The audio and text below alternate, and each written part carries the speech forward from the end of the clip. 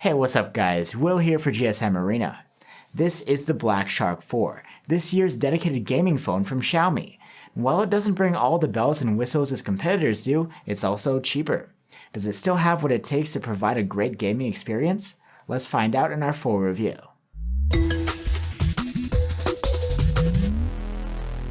This year, Xiaomi has come out with both the Black Shark 4 and the Black Shark 4 Pro, which has better specs, but is only found in China. So the non-Pro version here is what we're going to see worldwide.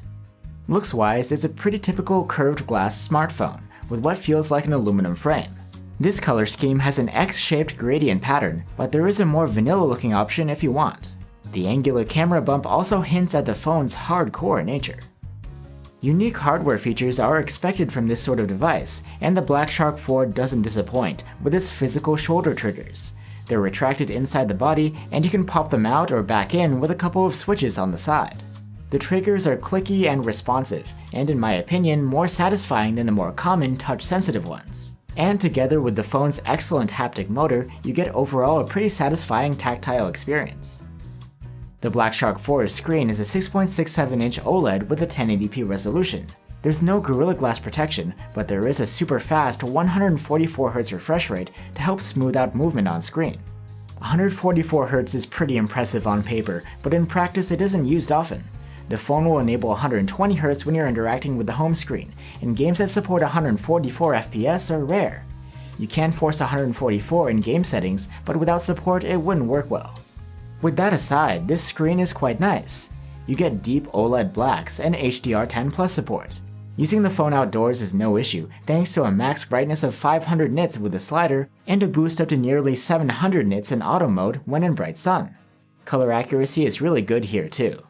And since it's an OLED, the Black Shark 4 has support for an always-on display, and is quite customizable too.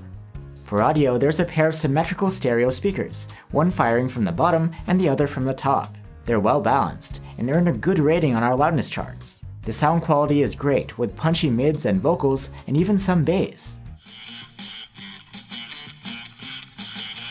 I'm wide awake, but you're a nightmare. I can't escape, I'm seeing you everywhere. There's also a 3.5mm jack if you want to plug in traditional headphones. The Black Shark 4's fingerprint reader / power button is side-mounted and sits a bit recessed into the frame so you won't press it accidentally when gaming. It's super fast to wake up and unlock the phone. And you get 128 or 256 gigs of storage on board the Black Shark 4, which isn't expandable. The phone's interface is Joy UI 12.5. It's an adapted version of Xiaomi's MIUI for Black Shark phones. It's almost the same as MIUI 12, with an app drawer to store your apps in, and a separated notification center and control center. One unique feature here is that you can use the shoulder triggers as customizable shortcuts for different tasks. They can even be set to work with the screen off. Pressing and holding both shoulder triggers will call up the Shark Space, a dedicated hub for your games. From here you can manage your game collection, sync the phone with accessories, and also select global settings for things like notifications. You can also access a ton of settings from within a game through the Game Assistant, which appears if you swipe from the corners of the display. Under the hood of the Black Shark 4 is not the highest tier flagship chipset, but is pretty close. It's a Snapdragon 870 built on a 7nm process, and it's basically the same as last year's top performer, the Snapdragon 865 Plus, but with some higher clock speeds. This means that in benchmarks, the Black Shark 4 pretty much comes out on top over last year's flagships. However, it does fall short of those phones running this year's Snapdragon 888. Regardless of that though, gaming performance is flagship grade, and the heaviest of titles run smoothly. Plus you get support for 5G connectivity. To manage thermals, the Black Shark 4 has an internal cooling system involving vapor chambers and other elements, and they do a great job. After an hour of punishing tests, CPU performance was still at 95% of the maximum. Unlike the Nubia Red Magic 6, you don't get an internal cooling fan, but you can buy an external one called the Fun Cooler 2, and is excellent at preventing thermal throttling during those long gaming sessions. It actually requires an outside power source though, and the best way is to power from the phone itself, but you need to buy an extra cable as the one provided with the fan doesn't have USB-C on both ends.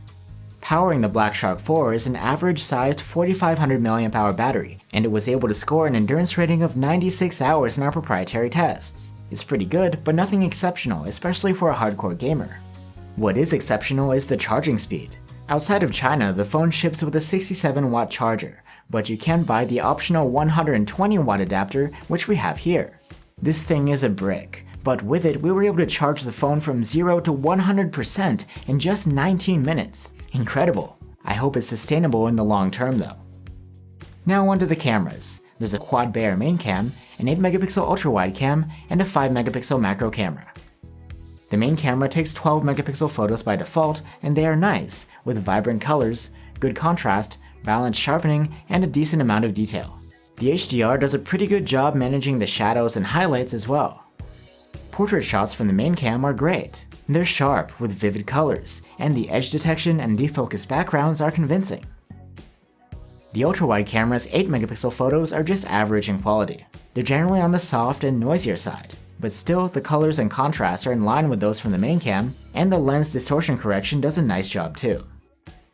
The macro camera has autofocus, which greatly improves the chances of getting a sharp photo. These 5-megapixel shots are good, with nice colors, sharpness, and detail. In low light, photos taken with the main cam are pretty good. They have well-balanced shadows, and light sources look nice too. Colors and contrasts are natural as well, however these shots are a bit soft, and because of the lack of OIS, you can end up with some blurry or out-of-focus results. If you enable night mode, you also get cleared up noise, and better sharpness, contrast, and detail. The best part is that these shots don't take too long to process either. The ultra-wide cam struggles at night. These photos are foggy, lack detail, and have a narrow dynamic range, and there's no night mode support here either. Selfies are taken with a 20-megapixel front-facing cam. The detail level here is disappointing for this resolution, but still the dynamic range is wide, noise is minimal, and the phone does a good job in exposing for the subject's face. The Black Shark 4 can't record 8K video like the rest of the recent gaming phones can, but the 4K footage from the main cam is quite impressive. It's sharp, with balanced processing, low noise, and good contrast, and the dynamic range is quite wide. There's no stabilization in 4K though. The ultra-wide cam can shoot in 1080p resolution. These videos are noisier and softer than the main cams, and dynamic range is more limited here. So that's the Xiaomi Black Shark 4. You get a nice looking design that incorporates physical shoulder triggers, which is something pretty unique. The AMOLED display is quite nice, and there's a solid chipset, great sounding stereo speakers, a dependable main camera, and crazy fast charging. The phone does fall short in a few places though. The super high refresh rate of the screen has to be enabled specifically for each game title, and actual support is limited. Plus all the other gaming phones have more powerful chipsets, and you'd have to buy that lightning fast 120-watt charger and the cooling fan separately. At the end of the day, the biggest advantage that the Black Shark 4 has over other gaming phones is a lower price, but these shortcomings make you wonder if those savings are worth it. Thanks for watching guys, stay safe and see you on the next one.